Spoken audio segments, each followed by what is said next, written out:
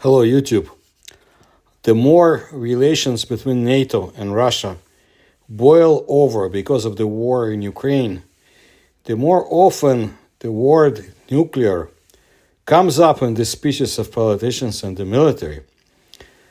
So it is for this reason that the Kremlin has actually updated their nuclear doctrine.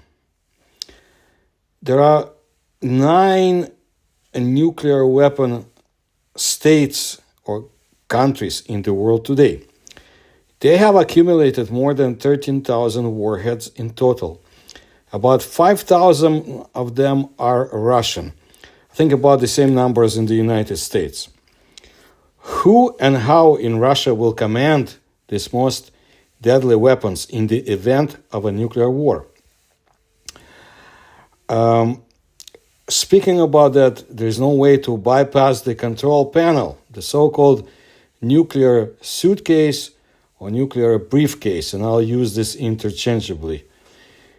Its name is Cheget, in honor of a mountain peak, and the entire automated control system for strategic nuclear forces is called Kazbek.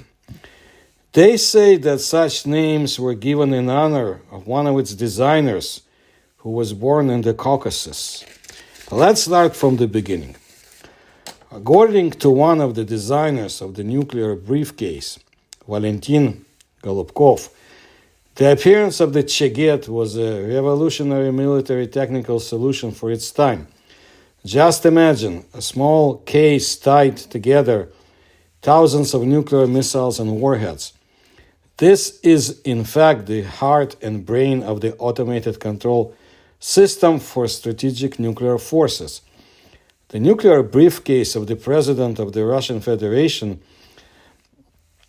is a portable terminal, cipher Cheget, or encryption, of the automated control system, ACS, abbreviated, of the strategical nuclear forces Kazbek, also known as Kavkaz 7.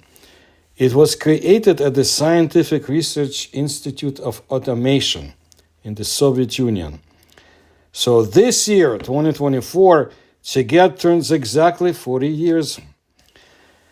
And it has never failed. Yes, and thank God there was also no need to use it. And we all want to believe that there will be no such need in the future. Although, as they say in the Caucasus, a sharp dagger may never be needed by a jigit, a skillful horseman warrior. But it should always be with him. 30 years ago, June 6, 1984, a historic event took place in the USSR, which only a few dozen people knew about at that time. The most formidable weapon, the nuclear briefcase, was adopted. In the belly of this unsightly black briefcase, the main atomic button of the Soviet state was red, in the subordination of which the strategic nuclear forces were located. The appearance of the nuclear briefcase was a revolutionary military technical solution, as I said.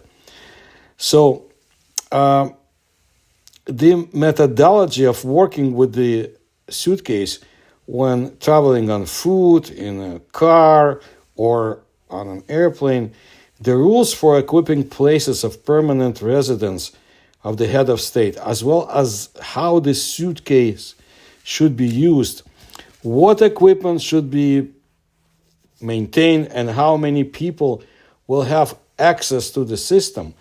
All of this was developed by the designer of the ACS, one of the ACS subsystems, the Soviet State Prize laureate Valentin Golubkov. The nuclear briefcase was and remains one of the most secret objects in the country. Today it's Russia. At that time it was USSR. Back in 2014, the Russian newspaper Komsomolskaya Pravda for the first time opened the veil of this mystery, having found the man who participated in the development of the nuclear briefcase from the very first days. Valentin Harlamovich Golubkov. He was interviewed by the newspaper's military columnist, Viktor Baranets. More about Baranets later. I also will be providing updated information about the nuclear suitcase, or briefcase, ядерный чемоданчик in Russian, to the extent possible. My sources are open but obscure, such as, for example, as Baranets, and also generally because Western journalists are basically ignorant about Russian realities, and little tangible data is available. Of course, there are exceptions.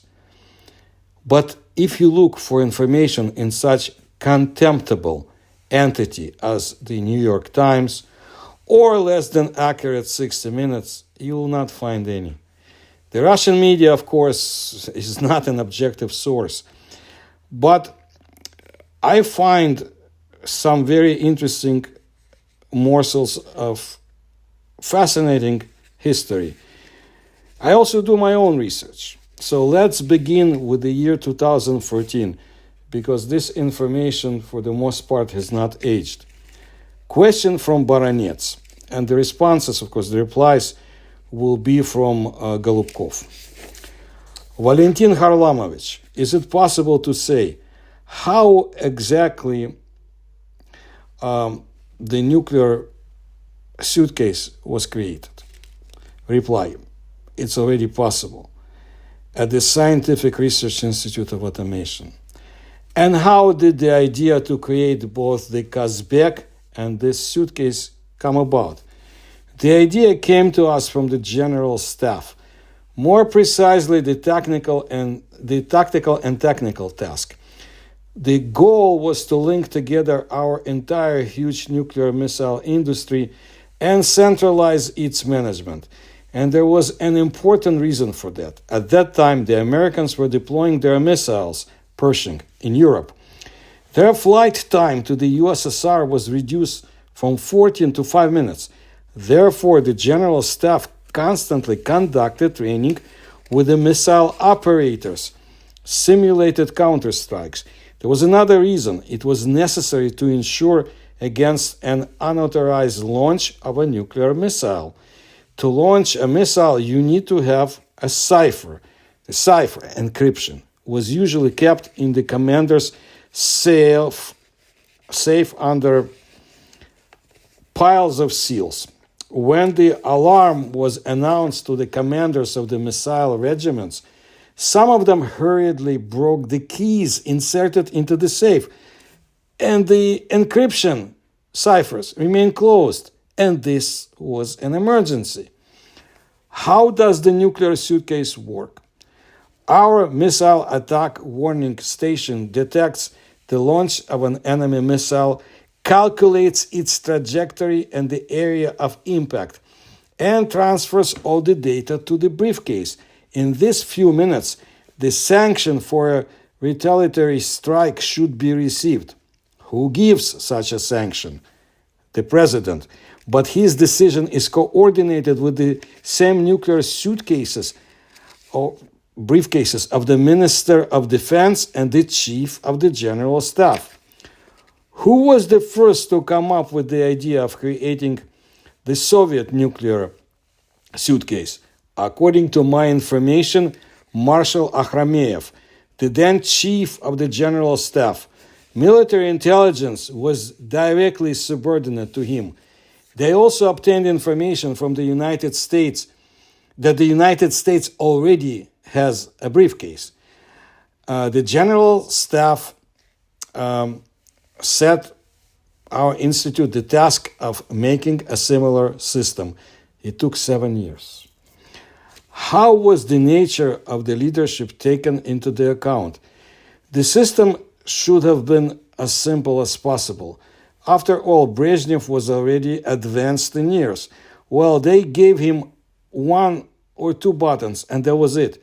Relatively speaking, red is start, yellow is cancel. That's it.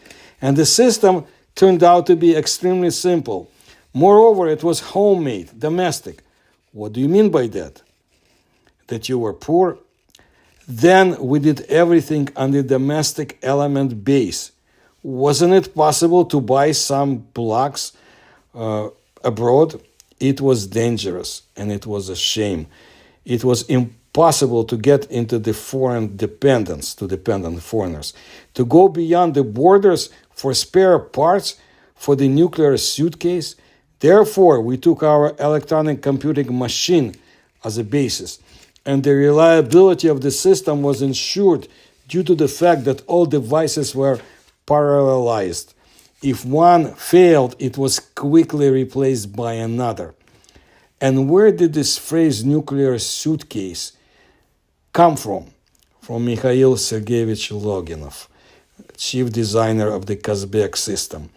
Loginov once came to someone with his bathhouse suitcase, put it down and said jokingly, "This is a nuclear suitcase."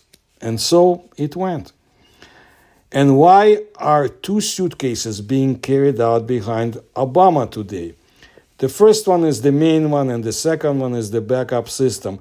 It's the same with us. There is a third bag, and the antenna often sticks out of it. What is this? This is a classified radio communication. If the suitcases can still be left with the attendant in some room nearby, then the connection must always be somewhere nearby. And how were the tests of the nuclear briefcase? Very serious. There was an order to test the system in full. What does it mean? A special testing and training regime has been established. The operator spends thousands of cycles per shift. We worked at a crazy pace. What for? To get the highest reliability and eliminate errors. How was the nuclear briefcase accepted for service? The Minister of Defense, Marshal Ustinov, accepted it. He studied everything very thoroughly, tried it, and was satisfied. And since his eyesight was weak, he asked for larger fonts to be made. We did it quickly.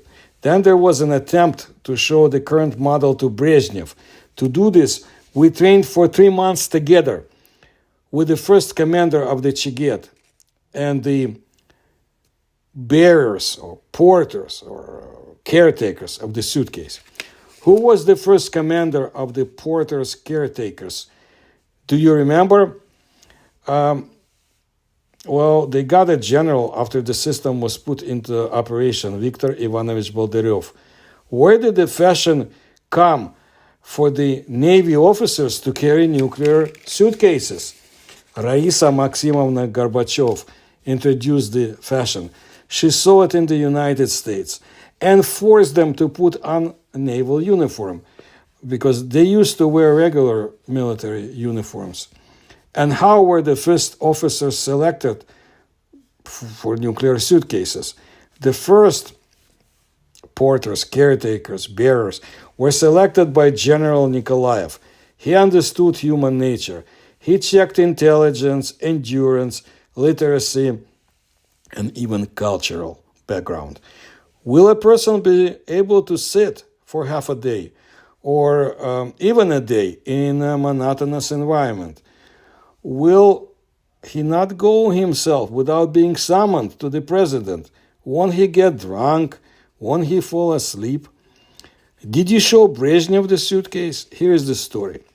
The briefcase was taken to Brezhnev in the Kremlin, it seems in 1982. We came to the reception area, and they said, "He's busy, wait." And someone suggested, "Let's check how the system works again, right in the reception area." We turned on the suitcase, but it did not work. Then we feverishly moved it to the windowsill, and it worked a little. Everyone turned pale. But then the attendant announced, "Sorry, the general secretary will not see you today. You can be free." Lucky. And what was the catch? It turned out that the entire Kremlin was completely covered with a screen, powerful protection against wiretaps. It is necessary to select the frequency of the radio station and tune in. But did you still carry the suitcase to Brezhnev another time? No. He was already seriously ill at the time. And Chernenko did not press either. Andropov was shown the briefcase. He gave the go-ahead. They showed him everything. After that, it was put in motion. Let's put it in the combat duty. And on June 6, 1984, it went on combat duty, right? Yes. And then Gorbachev came. Did you bring him the suitcase? Of course. How did Gorbachev treat it? He didn't go near it. He was informed. Comrade President, here you have the nuclear suitcase. And he showed no interest. But did you still carry the suitcase for Gorbachev? They drove me. And I flew with him on the presidential plane. But there was nothing special. But when Yeltsin came, they already made it a rule that the president should also be taught how to handle the nuclear briefcase. And how did Putin take the suitcase? He took it very seriously. He trains regularly and conscientiously, as do, however, Shoigu and Gerasimov, chief of the general staff at the time. They conduct training missile launches, hit conditional targets. And what is the difference between the operation of the briefcase during a training launch and the real one? Nothing. A complete equivalency. And how does Putin know that this is a drill, not a real thing? There are special signals on the suitcase. I cannot tell you anymore. How often are nuclear trainings conducted? Once every 3 months, now maybe more often. In all 30 years, how many nuclear suitcases have been produced? A lot. Did they fail quickly? No. These are the laws of cryptography and encryption. The keys must be changed. 5 years and give me a replacement. In the mid-1990s, there was a lot of hype with the Norwegian missile. They say Yeltsin was grabbing for the nuclear briefcase. Do you know this story? This is not a story. The launch of a Norwegian geodesic missile was planned. The Norwegians notified us in advance. This information seemed to have been brought to the general on duty. But the people on duty changed every day. And at the next shift, the post person on duty did not report it to the incoming post receiver, or he hid it under a tablecloth and forgot. And then bang, a missile was launched in the area of Norway. The general on duty immediately called all the owners of the nuclear briefcase. He didn't know it wasn't a combat missile. Everything was taking serious turn. Thank God, we figured it out in time. Everything went well. They stopped the operation. But there was a lot of hype. This is actually one well-known case when the Kazbek system was put into combat mode. But there was also a case when our station mistook a flock of geese for a massive attack by the US missiles. The world was on the verge of nuclear war. After that incident, an additional feature was introduced, interference. And such information is transmitted marked interference. But now the military demands that even this information be given to the nuclear briefcase.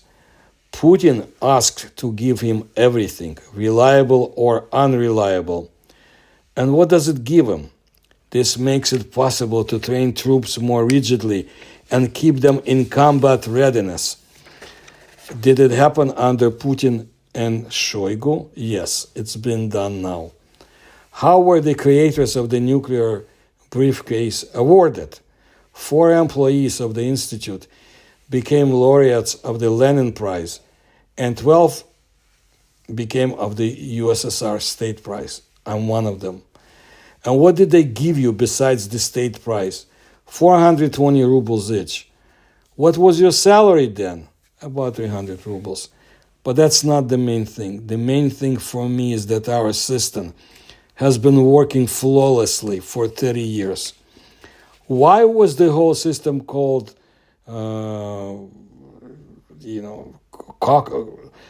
Caucasus and the nuclear suitcase Cheget, a mountain in the Caucasus? At that time, many projects in these areas were encrypted with the names pertaining to the Caucasus Mountains: Kazbek, Kavkaz, Cheget, Baksan. Now let's go to the year 2024 information. Some more questions, some more information. The green button 1 is recommendation. The white one 2 is reset, and the blue 3 is confirmation. 3 orange buttons with numbers 4. Communication either with other owners of the same suitcases or with the nuclear triad, the Navy, Air Force, and land missile forces, or land rocket forces. Another orange button on the right, 5, is the transmission of commands. Who presses the red button? Our missile attack warning station, SPRN, detects the launch time of an enemy missile, calculates its trajectory and the area of impact. It transfers all this data to the briefcase. In these few minutes, the sanction for retaliatory strike should arise.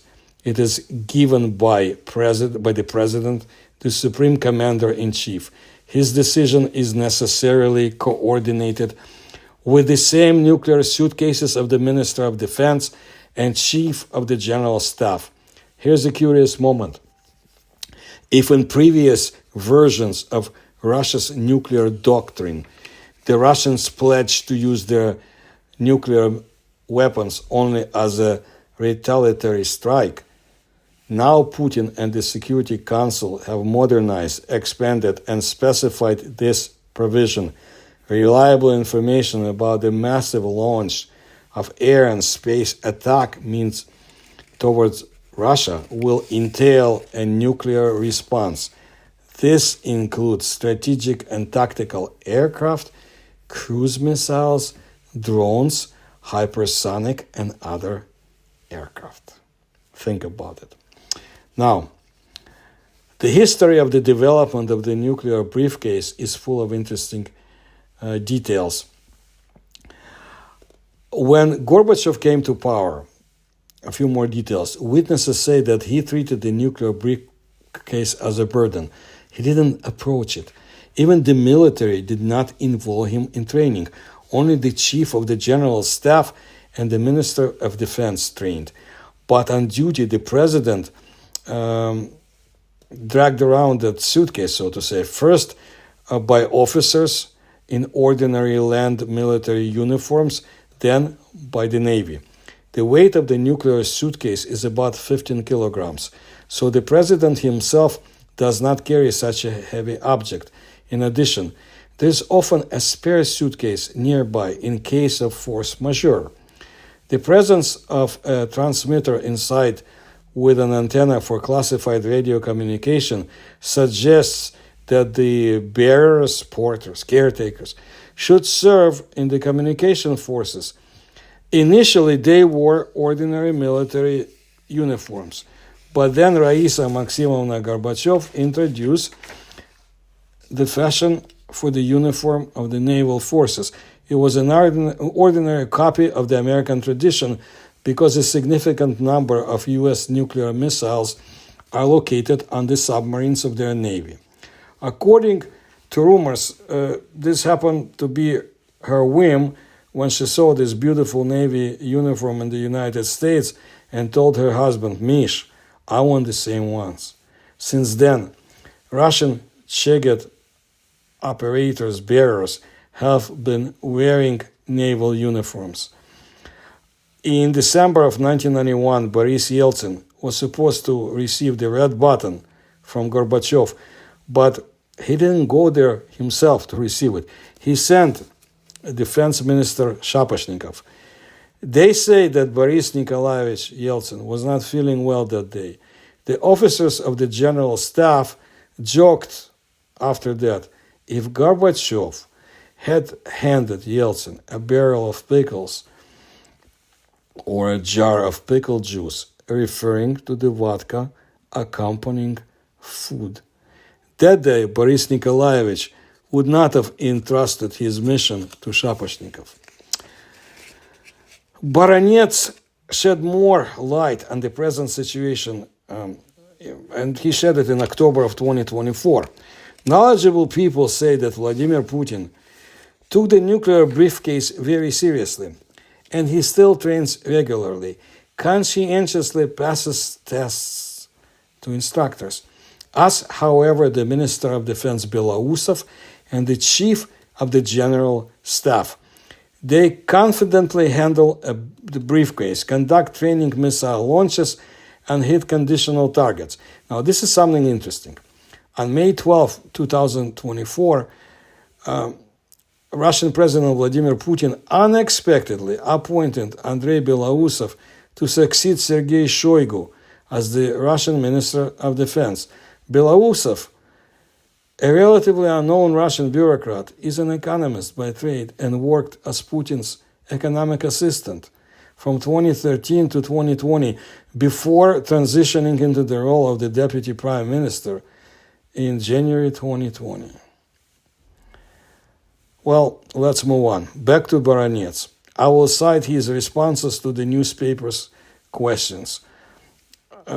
Komsomolskaya Pravda asking questions. And if suddenly there is an attack, the perimeter will respond to the attack.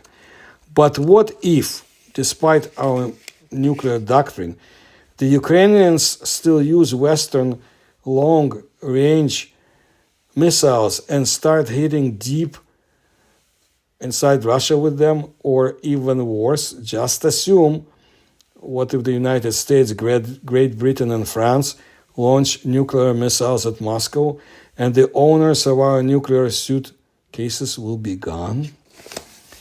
Then our perimeter system will automatically come into play. It was nicknamed the Dead Hand or the Doomsday system abroad. This is a complex of automated control of a massive retaliatory nuclear strike. The so-called command rocket or missile will rise from the deeply classified balls, deep inside meaning, into space, which will issue an order to our strategic nuclear forces to attack the aggressor. Our nuclear missiles will rush to enemy targets in accordance with the flight tasks embedded in their electronic brains. But there is hope that such a need will be avoided. Let's look at some other information. The famous nuclear briefcase, a device with which the president of Russia can activate nuclear weapons, was shown on Russian television.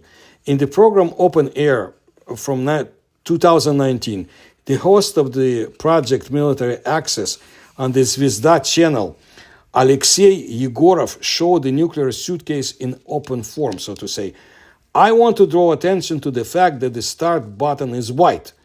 This very suitcase was in the possession of an officer who was somewhere nearby with the Supreme Commander around the clock.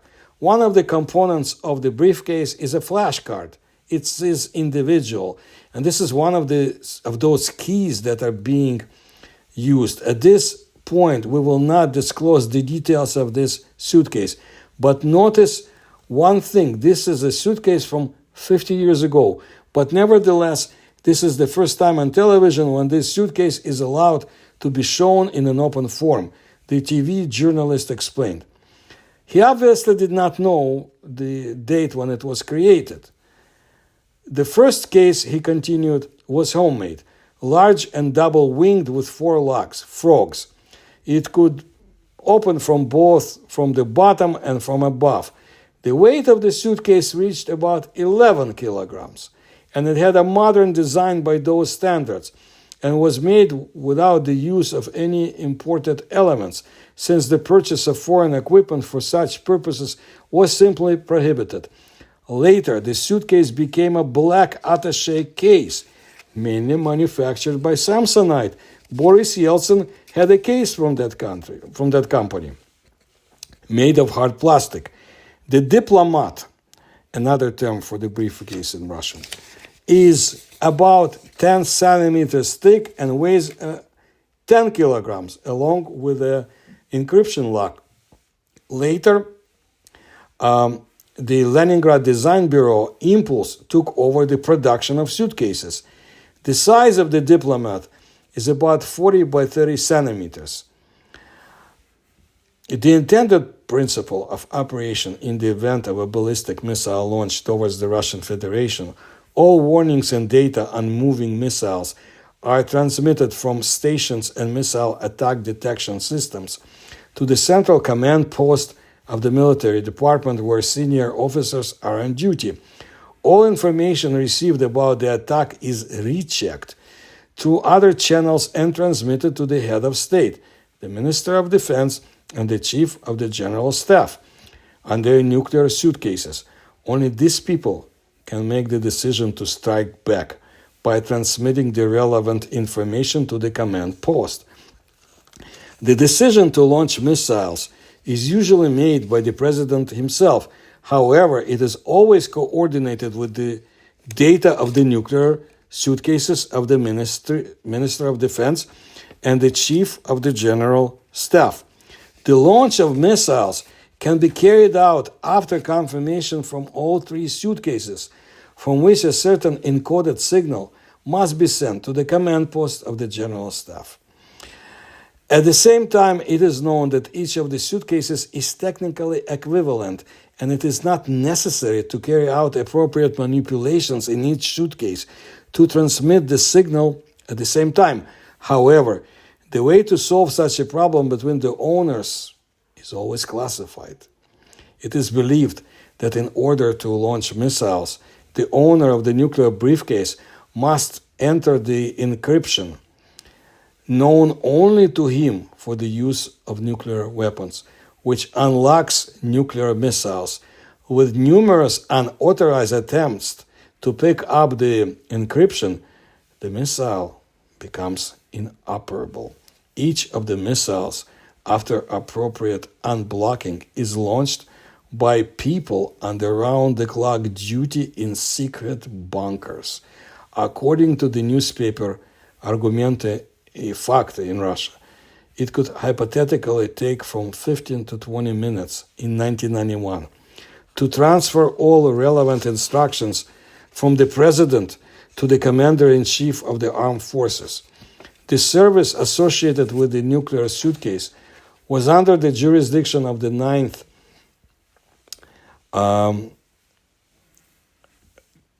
Direction of the General Staff of the USSR Armed Forces. The Cheget itself has undergone numerous modifications throughout its history, and its modern contents are a state secret. Previously, the bearers, porters of the nuclear suitcase walked around in ordinary military uniforms. Currently, the role of porters is played by aides dressed in the uniform of a naval officer. Such officers are called operators, and they themselves are employees of the Federal Security Service. In particular, the first president of Russia, Boris Yeltsin, was always accompanied by 2 or 3 operators. According to one account I already mentioned, the idea of using the Navy uniform by operators was proposed by Raisa Gorbachev, again, who allegedly borrowed this idea from the Americans. But according to another account, this decision was related to the updating of the uniform of the armed forces of the Russian Federation, carried out under Pavel Grachev. The management did not like the previously proposed version of the uniform for operators, and they preferred to use the uniform of a naval submarine officer. The operators in Navy uniforms stood out from the background of the president's security. although their duties were much more complex. The first officers to carry suitcases were selected by Colonel General Ivan Nikolaev, who preferred exclusively professionals who had a personable appearance and a friendly character, since they had to be constantly with the head of state and his family. Nikolaev excluded the psychologically unstable ones immediately. Currently, when selecting for the position of the operator, candidates are subjected to numerous requirements: a broad outlook for maintaining a conversation, diligence, experience in combat duty and on complex equipment, and knowledge in the field of electronics. According to the instructions, each operator is required to be in close proximity to the president. The aides of the head of state are obliged to carry out only his orders. According to Mikhail Moiseyev's testimony during the Gorbachev's stay in Foros in 1991, the operators were on nuclear watch in a guest house, about 100 meters from the president's apartment. The operators were in one room and the signalman in another. Access to this room was limited and they always kept the doors closed. The attendants took turns eating lunch. These aides were not under the operational control of the KGB of the USSR, but coordinated with them all actions on the territory of the dacha, the country home in Forest that Gorbachev was at, and their entrance and exit were controlled by guards. Well, in December of 2023, the publication Project established that the nuclear briefcase was carried by Navy servicemen, captains of the first rank. Let's look at another historical moment. On December 31, 1999, Boris Yeltsin, announcing on television his resignation from the post of the President of the Russian Federation and appointing Russian Prime Minister Vladimir Putin as acting President of the Russian Federation, handed him the nuclear briefcase. This happened at 9:30 a.m., but, in fact, Yeltsin only introduced Putin to the officers who are required to carry the briefcase. Yeltsin's genuine, real nuclear briefcase has been an exhibit of the Yeltsin Center since 2015. But understand, the insides were completely removed from the briefcase, from the device inside it. But the buttons were preserved. Now, about Viktor Baranets, whom I sometimes use as a reference. He's a retired colonel in the armed forces since 1965. He started as a conscript. Then he graduated from the journalism faculty department of the Lvov Higher Military Political School in 1970 and the Military Political Academy in 1978. He served in Ukraine, the Far East, Germany, and Moscow in the Central Office of the Ministry of Defense. He was an expert advisor to the Chief of the General Staff, head of the Information and Analytical Department, head of the Information Department of the Ministry of Defense, press secretary to the Minister of Defense. In February of 1997, he published in the newspaper, whose name in English would sound like Top Secret, his notes on the everyday life of the Ministry of Defense and the General Staff. He was discharged from the army on the same day. He is the author of the books Yeltsin and His Generals, The Lost Army, General Staff Without Secrets, Honor of the Uniform, Officer's Cross, Special Operation Crimea 2014.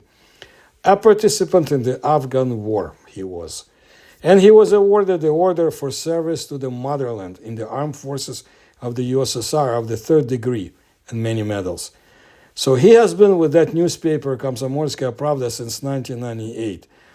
And I know one of the science journalists, I think he was an editor there before, very intelligent person, and back in 1991 we covered the UFO subject in the Soviet Union. Those were very interesting days and historical.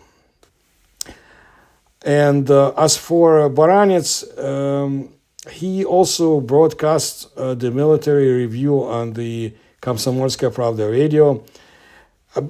Apparently, it's an extremely frank conversation with Russian military personnel and retirees, as well as their family members, about the army and its problems.